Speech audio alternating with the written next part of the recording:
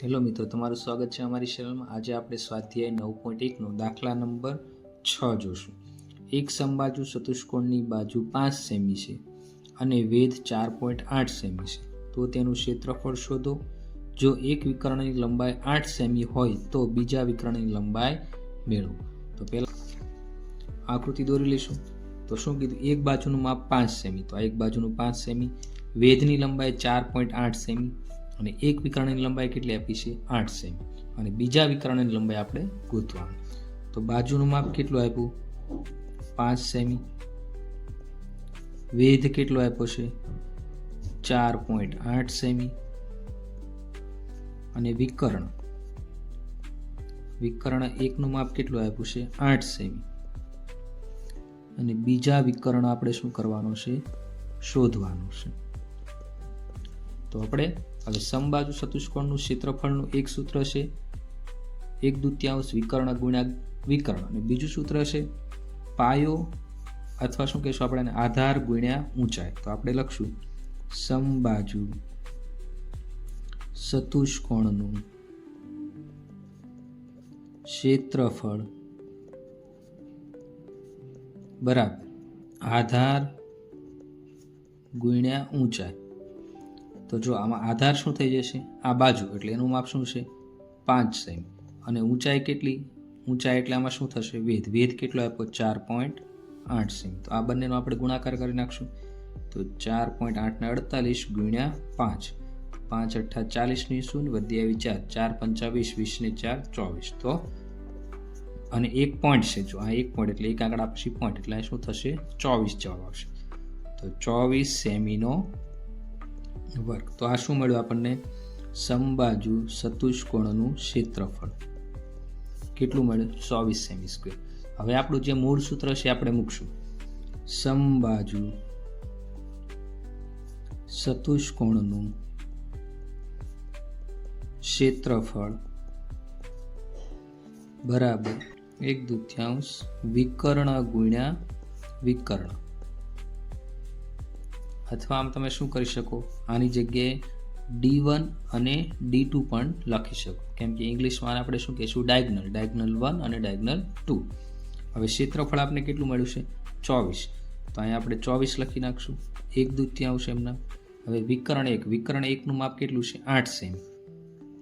અને વિકર્ણ 2 એટલે D2 આપણે એમ નામ રાખશું. હવે જો અહીંયા 8ની જગ્યાએ આપણે 4 ગુણ્યા 2 લખી શકીએ. 2 કટ થઈ ગયા. હવે શું થશે? 4 × 4, તો 24 બરાબર 4 ગુણ્યા D2.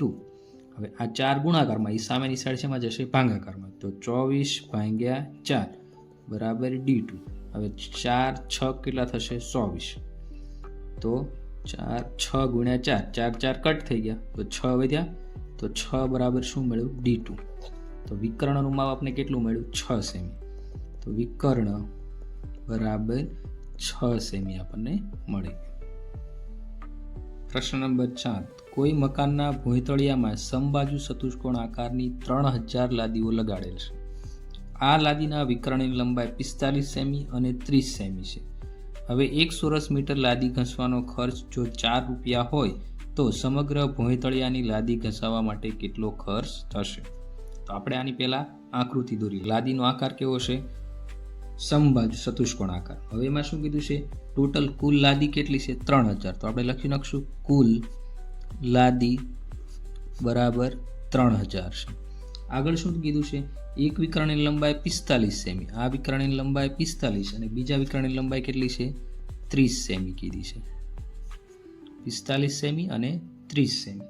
આગળ તમને કીધું છે કે લાદી ઘસવાનો ખર્ચ 4 રૂપિયા હોય તો કેટલો ખર્ચ થશે?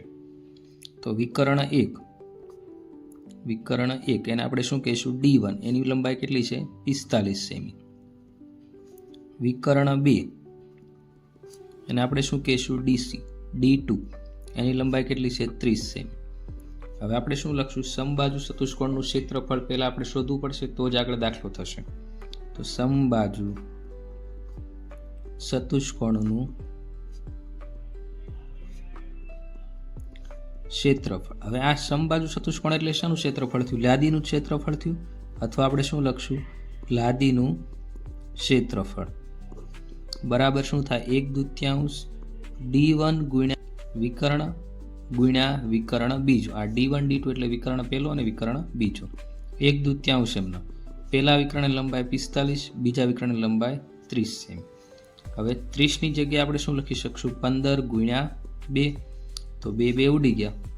હવે આપણી પાસે શું વધ્યું? 45 એકા 45 ગુણ્યા 15. તો રફમાં આપણે ગુણાકાર કરી દઈશું 45 ગુણ્યા 15. તો શું થશે? 1 0, 5 એકા 5 અને 4 એકા 4. 55 25 ના 5 વધી આવી 2. 4 ને 5 20 ને 2 22. 5 5 ને 2 7, 4 ને 2 6. તો ટોટલ કેટલું મળ્યું આપણે? ક્ષેત્રફળ 675 સેમી સ્ક્વેર. તો આ શેનું ક્ષેત્રફળ થઈ ગયું? લાદીનું ક્ષેત્રફળ. કઈ લાદીનું? એક લાદીનું ક્ષેત્રફળ કેટલું મળ્યું? 675 સેમી સ્ક્વેર. હવે આપણી પાસે કુલ કેટલી લાદી છે? 3000 લાદી. તો આપણે લખશું એક લાદીનું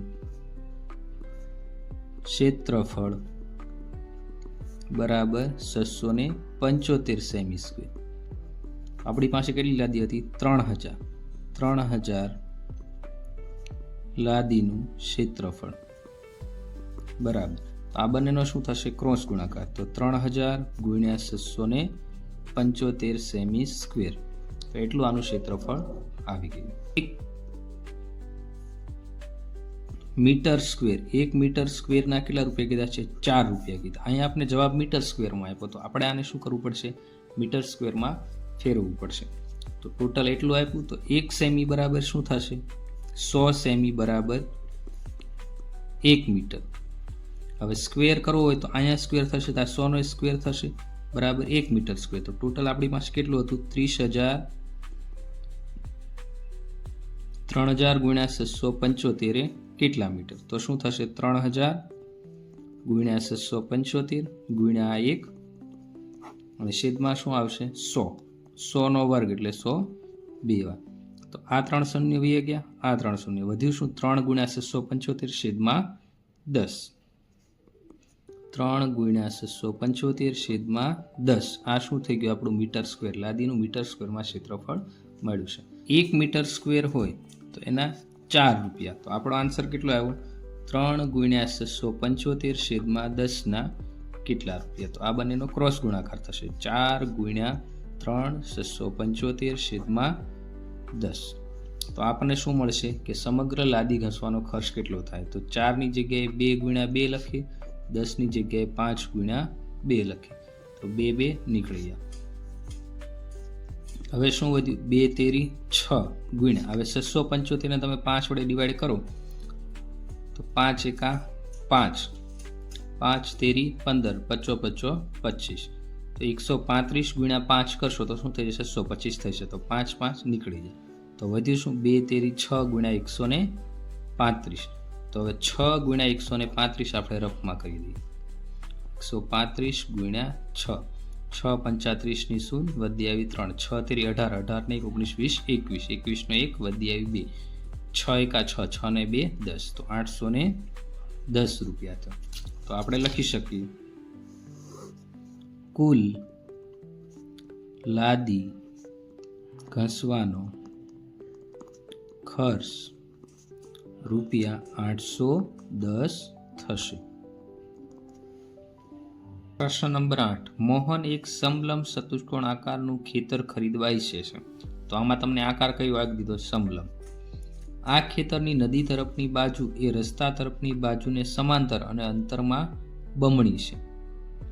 જો આ ખેતરનું ક્ષેત્રફળ 10,500 મીટર સ્ક્વેર હોય અને ખેતરની સમાંતર બાજુ વચ્ચેનું લંબ અંતર 100 મીટર હોય તો ખેતરની નદી તરફની બાજુની લંબાઈ શોધો. હવે ચાલો આપણે પહેલા આ આકૃતિ જોઈ લઈએ. રસ્તો છે એક બાજુ અને બીજી બાજુ નદી છે. રસ્તો અને નદી વચ્ચેનું લંબ અંતર કેટલું છે? 100 મીટર. અને આ વચ્ચે શું છે? આખું ખેતર છે. હવે આપણે શું કીધું? કે રસ્તા કરતાં નદી બાજુની લંબાઈ કેવી છે? બમણી છે. બરાબર. હવે આપણે લખશું, ધારો કે રસ્તા તરફ ની બાજુ ની લંબાઈ x છે. શું છે? x મીટર છે. તેથી નદી તરફની બાજુ આપણે બમણી કીધી, તો શું લખશું? નદી તરફની બાજુની લંબાઈ બરાબર શું થશે? 2x metre. શા માટે?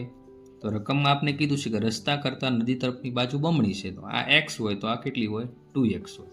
હવે ક્ષેત્રફળ કેટલું આપ્યું આપણને? ખેતરનું ક્ષેત્રફળ બરાબર 10,500 મીટર સ્ક્વેર બરાબર. લંબ અંતર, આ લંબ અંતર એટલે શું થશે? ખેતરની ઊંચાઈ થશે. ઊંચાઈ કેટલી આપી છે આપણને? Total 100 metre. તો હવે આપણે જે આ બે બાજુ છે x અને 2x, એનું માપ શું આવી આપણે શોધવાનું છે. તો પહેલા આપણે સૂત્ર લખશું. શેનું સૂત્ર લખશું? સમલંબ ખેતર. અહીંયા સમલંબ ચતુષ્કોણ, સમલંબ આપણે ખેતર પણ લખી નાખશું. ખેતર ચતુષ્કોણનું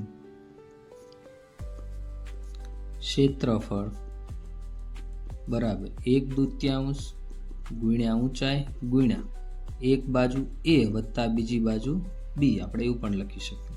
ક્ષેત્રફળની જગ્યાએ ક્ષેત્રફળ 10,500 લખી નાખશું. 1/2 એમના.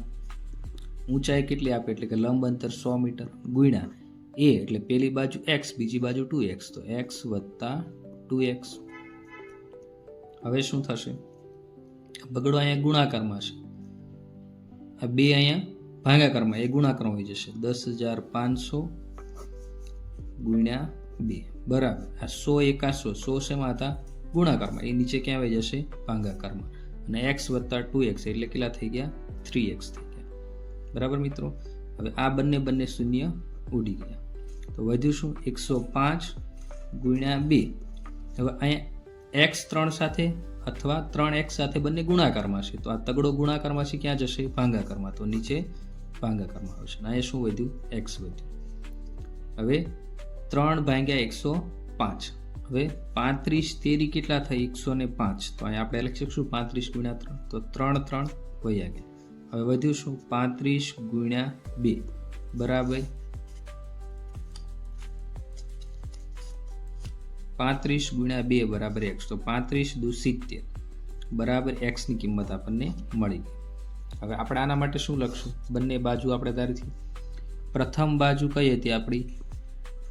x, તો એનું માપ કેટલું મળ્યું? 70 મીટર, કેમ કે x ની કિંમત 70 છે. બીજી નદી તરફની બાજુ હતું, બીજી નદી તરફની બાજુ એ કેટલી હતી? 2x. તો x ની જગ્યાએ આપણે 70 મૂકશું, તો 2 ગુણ્યા 70, તો 7 દુ 14 એટલે 140 મીટર. તો આ કઈ બાજુ આવી? નદી તરફની બાજુ. નદી તરફની બાજુ કેટલી મળી? 140 મીટર. અને રસ્તા તરફની બાજુ કેટલી મળી? 70 મીટર.